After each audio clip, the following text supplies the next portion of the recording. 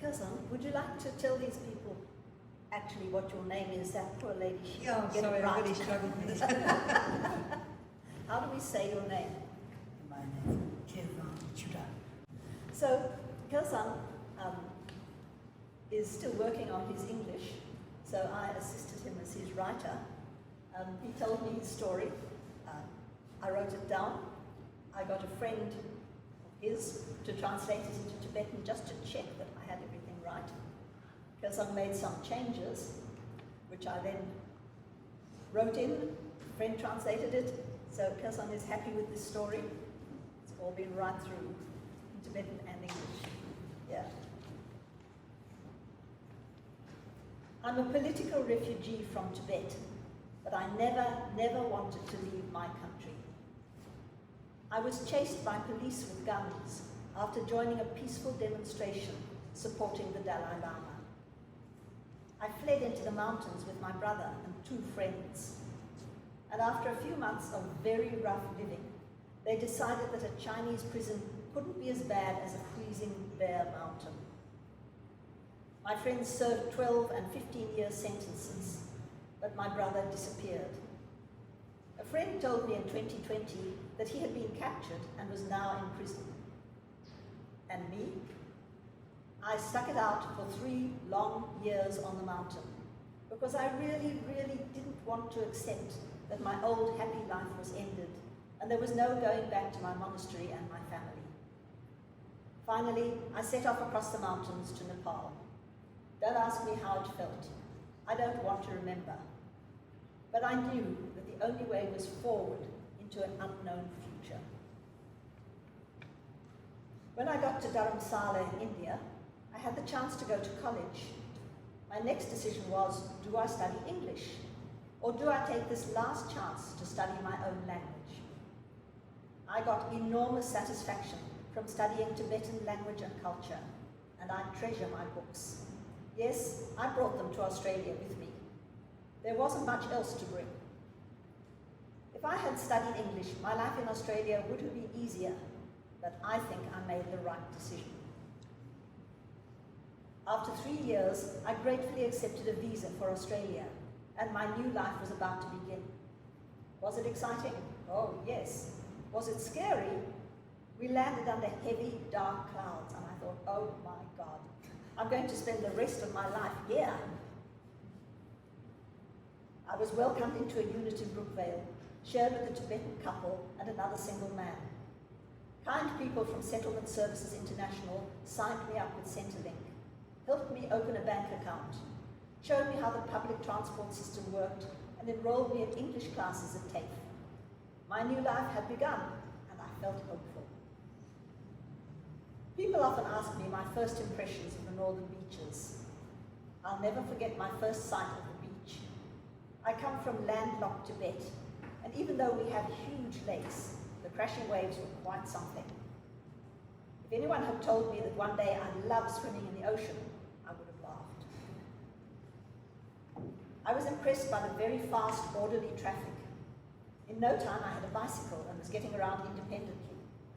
Soon, I got my driver license and my own car. What a great feeling. These days, I teach friends to drive. What didn't I like about living in Brookvale? Well, I found shopping really boring. No energetic bargaining, just line up at the quiet checkout. I enjoy cooking, and I soon discovered all the places to buy ingredients to make my favorite Tibetan food, and Australian food too. Friends told me to catch the train to Auburn to get cheap meat for Sundays. Then I discovered the bargain clothes and shoes at Birkenhead Point. I enjoyed sending Ugg boots to my parents in Tibet. But I do miss the high mountains. Once I asked what the altitude of Beacon Hill was. When I heard 300 meters, I had to laugh. Sorry. What was the most helpful thing in my settlement journey? Well, I was lucky to be able to join the Tibetan community here, and getting a mentor was a huge help. I was selected for the program when I'd been here for 3 months. I chose Lynsey for my mentor because she's an English teacher and I really needed to learn English fast so that I could get a job and start earning. I'm an active, energetic kind of person and I enjoy working. I don't enjoy learning in a big class, but every week I had 2 hours face-to-face with Lynsey. We had some good laughs as she made me use a mirror to get my pronunciation right, or got me to act out what I wanted to say when I couldn't make myself clear. Some words were particularly hard to pronounce. I remember microwave was so heavy. I couldn't wait to get a permanent job. I applied to a big school cleaning company. Lynsey helped with my resume and references. Then I had to attend a job induction day in Parramatta. Lynsey went with me and wrote down everything they said. A friend translated it for me when I got home, and he went with me to the first work day. After that, I was on my own, and I've been working ever since. I like the Australian system. It gives me annual leave, long service leave, sick leave, super. I've also found it easy to get casual cleaning work in my free time. What do I love about Australia? First, the clerks and assistants in banks, hospitals and Centrelink are so respectful, friendly and helpful. Medicare is the most wonderful, life-saving system.